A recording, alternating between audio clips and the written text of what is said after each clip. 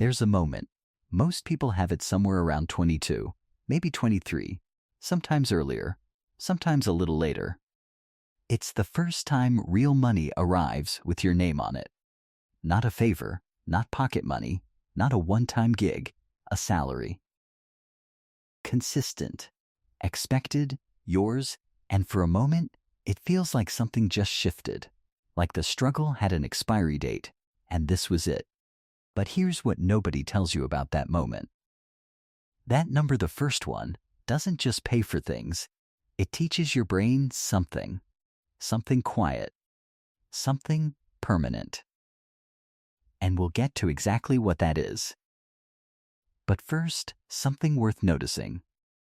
Most people spend the next 10 years living inside a lesson they don't even know they learned. You've probably felt this. You earn more, and somehow it's still not enough. The month ends, and you're not sure where it went. You make more than you did 2 years ago, and you feel about the same. Not immediately at first it felt like freedom. Then it felt normal. Then it felt tight. In a way, it almost doesn't make sense. And you assumed the answer was just, earn more. So you did. And the same thing happened again. Here's what actually happens in the weeks after a first salary. The money arrives. And within days, sometimes hours, small decisions begin. Not dramatic ones. Nothing you'd notice from the outside. Maybe a slightly better lunch. A subscription that finally felt worth it. A jacket that had been sitting in a cart for 3 months. None of it feels like overspending. It feels like adjusting. Like finally being able to live normally, and the adjustments don't stop there. They compound. Quietly, by the time month 2 arrives, the baseline has already moved. That number that felt like a lot, now just about, covers everything. The strange part, most people don't notice it happening. They don't sit down and decide to upgrade their life. The spending just expands. On its own. To fill exactly whatever came in. Not exactly reckless, not exactly careful. Something in between now. Here's where the pattern gets stranger. Take 2 people, same age, same first salary, same city. One builds something meaningful over 5 years, one doesn't. And if you ask them both to explain the difference, neither one really could. Because the difference wasn't discipline. It wasn't willpower. It wasn't even income. It was something that happened much earlier. In a moment neither of them thought to examine. We'll come back to what that moment actually is. But first, the pattern itself. And this is where things start to get interesting. On the surface, it looks like a spending problem. People earn their first real salary. They spend too much. They don't save enough. The fix seems obvious: spend less, save more. But the more you actually look at it, that doesn't fully explain what's happening. Because people with strong financial discipline do this too. People who read the right books. Who understand compound interest. Who genuinely, seriously want to save. They still find themselves at the end of the month looking at the numbers, confused. Something else is happening here. Something that budgets don't fix. Behavioral economists have studied this pattern for a long time. What they found isn't really about spending at all. It's about reference points.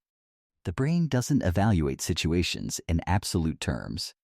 It doesn't look at a number and decide if it's enough on its own. It compares. Always, constantly, without asking permission. And the reference point it uses is whatever felt normal first. Hold that thought. Because what sets that reference point is more specific than most people realize, here's what that actually means. Before the first real paycheck, money was abstract, uncertain, something to be careful with. The moment consistent income arrives, even if the amount is modest, something in the brain updates. It recalibrates what feels safe, what feels available, what feels normal. Daniel Kahneman's research on reference points shows something important about how this works. The brain anchors to its first clear signal. and uses that anchor to measure everything that comes after. First salary low, the brain learns to operate in scarcity. Every financial decision gets filtered through that lens for years. First salary sudden, and high expectations get set at a level that becomes hard to walk back. First salary tied to stress, to pressure, to proving something, to sacrifice money, becomes emotionally tangled with all of it. And not just for a few months. For years, sometimes decades. Not because something is wrong with them.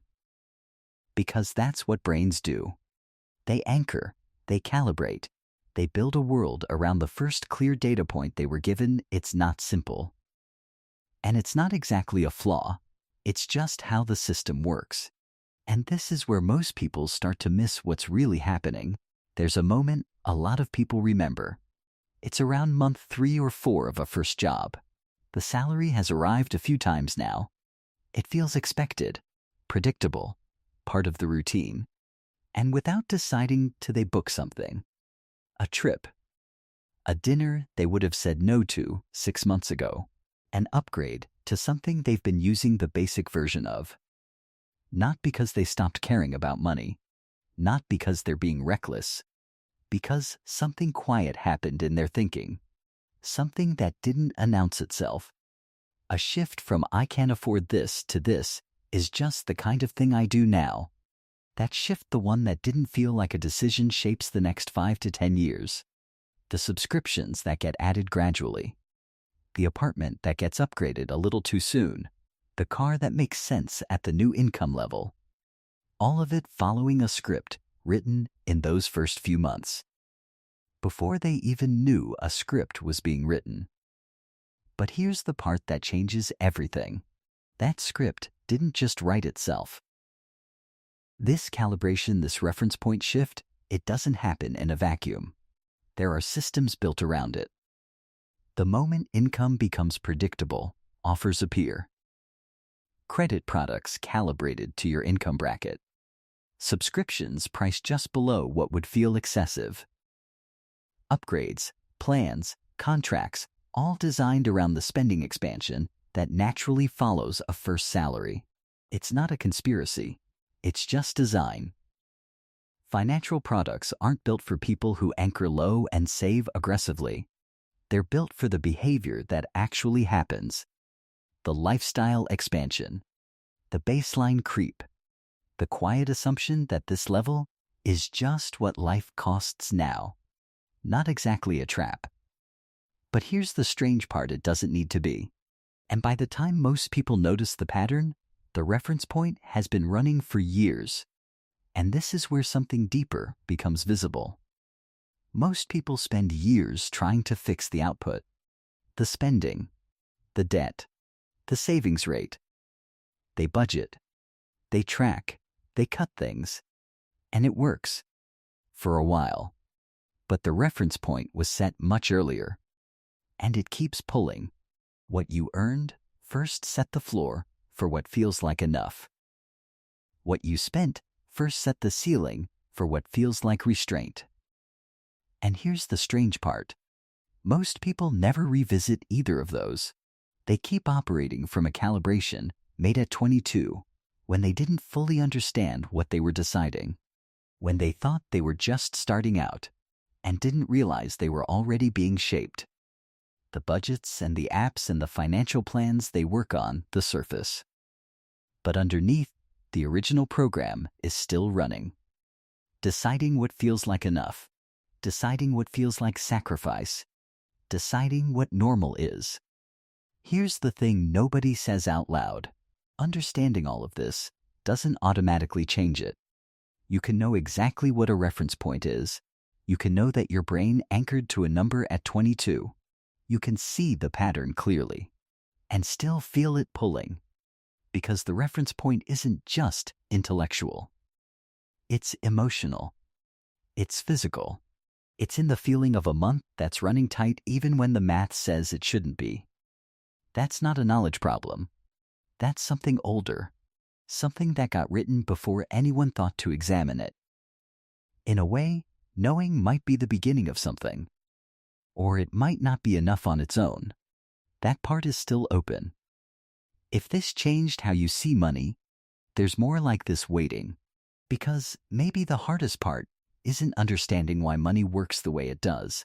It's realizing how early the decision was made and how quietly it's been running ever since.